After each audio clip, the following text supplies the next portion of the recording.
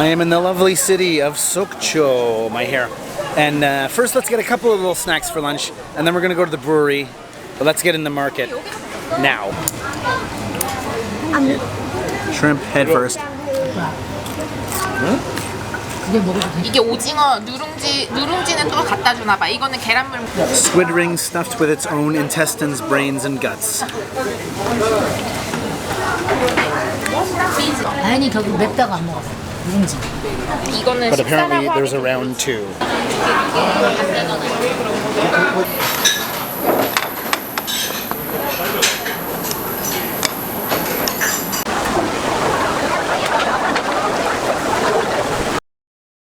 The reason I'm filming today, and this looks like an old, this is definitely some sort of old restaurant of some sort, but dramatic views from Craft Route.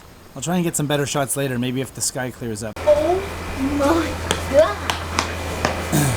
What the heck?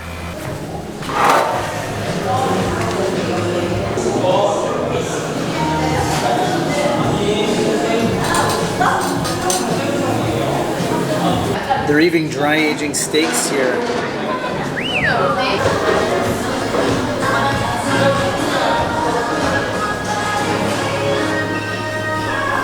There's more. Good God. There's too many. Hello everyone. I decided to get the sampler platter 1, which includes more of their normal beers and less of their seasonal. I looked at both the menus and it looks a bit more, it looks more standard, but actually looks more interesting if I'm being honest. So, the first one is their Getbe Pilsner. I was told to start with A and then work my way around. So, everyone had a little taste. I have a funny story when we get to C. But here we go, Pilsner. Quite malty and quite bitter, which I think Jake might like, because he always complains about Pilsners outside of Czech Republic being too watery, being too smooth, which lagers should be smooth, but Pilsners being a subset of the lager, they do have different characteristics to them, and there is a lot more hops in them.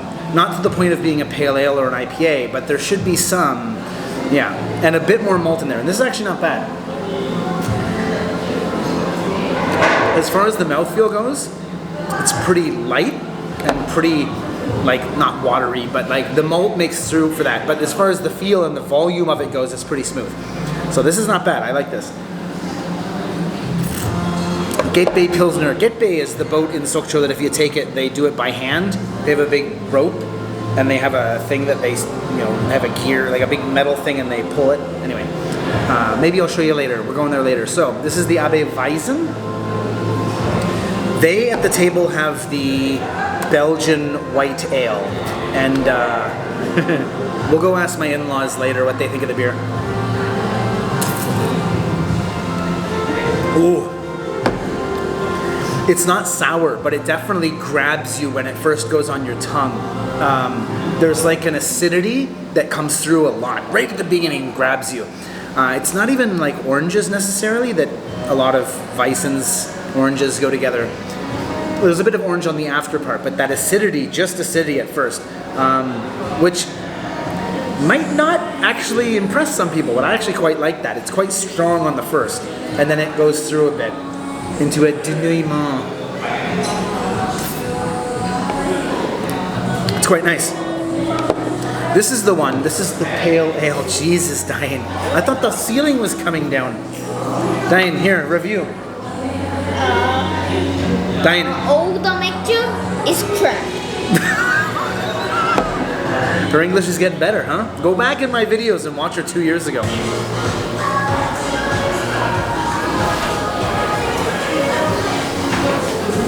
Father-in-law, this is the pale ale. He has a sip, he smells it, he goes, "This is the style you made last time." And I went, "Jesus, yeah, pale ale. That's pretty impressive." He knows nothing about beer. And I said, "Mashi-san," and he went, "Ani." Like, oh, Jesus. All right, I can't win. He could be correct, but I still can't win. Anyway.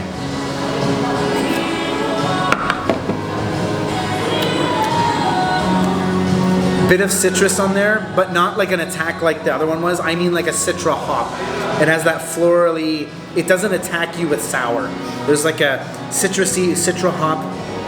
There's a bit of floral in there, like a rosiness to it, like a garden. But it's not. They're both not super strong.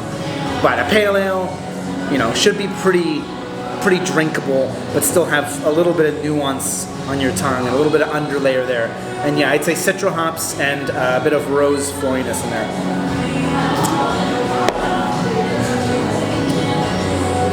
The bitterness is also fairly high. This is their cold IPA. Cold fermented at 12 degrees with lager yeast, but you do all the malt and hop profile of an IPA. So these are quite interesting. These are kind of a newer style.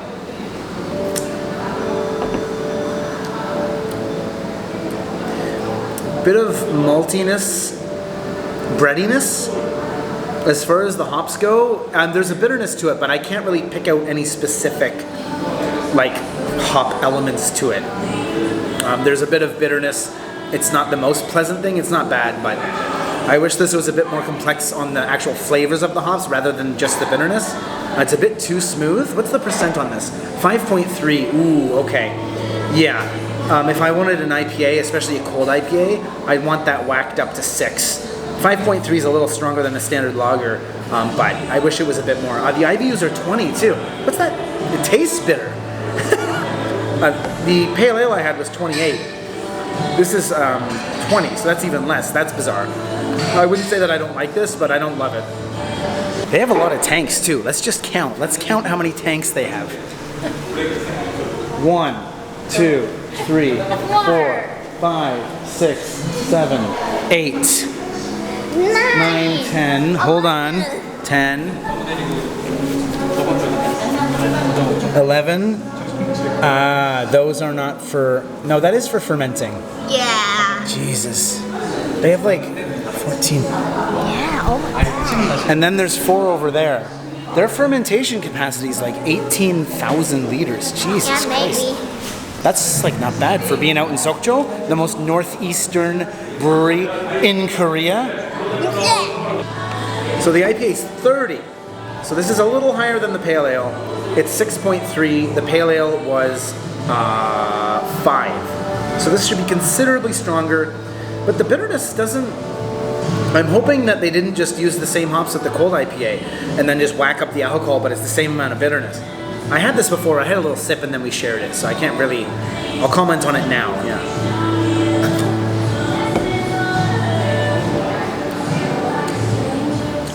That's nicer than the cold IPA.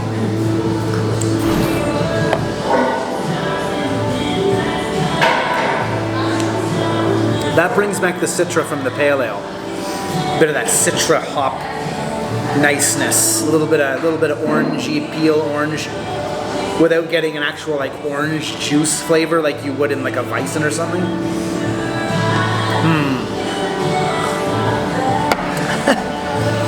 Tropical fruit and citrus aromas. Yeah. Smooth body. There you go. It's in Hangul. I'm actually not reading any of the descriptions. I try not to before I review stuff. Because, you know, it'd be very easy for me. Look, let's be honest. It'd be very easy for me to just read these and then describe them. And, you know, people go, wow, okay, Kevin, you're not going to know if I'm correct or not. You don't know if I'm correct now or not either. You can't taste this right now with me. But yeah, it'd be very easy for me to just memorize a bunch of keywords from this list and then just regurgitate them to you, which would not be interesting for me. You probably wouldn't even know the difference necessarily, but it certainly wouldn't be interesting for me to do that. The fog has lifted and we're getting a perfect view of Ulsan Bawi from the brewery. This is the stout, 19 IBU. I'll read the percentage in the IBU and stuff.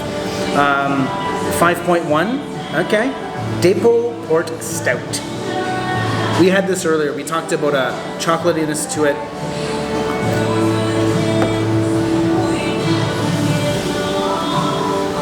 As far as the chocolate to coffee ratio, if there's a bit of coffee in here, but it's not like a roasted, like dark espresso-y coffee. It's much more of like a bit of a soury floral Ethiopian grind, but it's not very strong, but there is a bit of that in there. Quite nice though. Yeah, not bad. And the view here. As far as like drinkability goes for a stout, it's pretty good. Let me get the view here for you.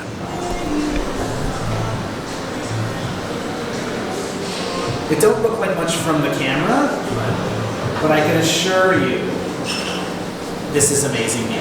I'm just looking at the architecture or the construction of this building. It's very interesting. They have like a concrete roof, which is just bizarre. This place would have been pretty big. This is the entrance here. This place would have been pretty big. I mean, it's still big, obviously, but this place would have been a fair size back in the day. And I counted, yeah, it's like 18,000 liters, at least, fermentation space, which is like 8,000 more than you need to start a brewery, so pretty impressive. Tell me this ain't paradise.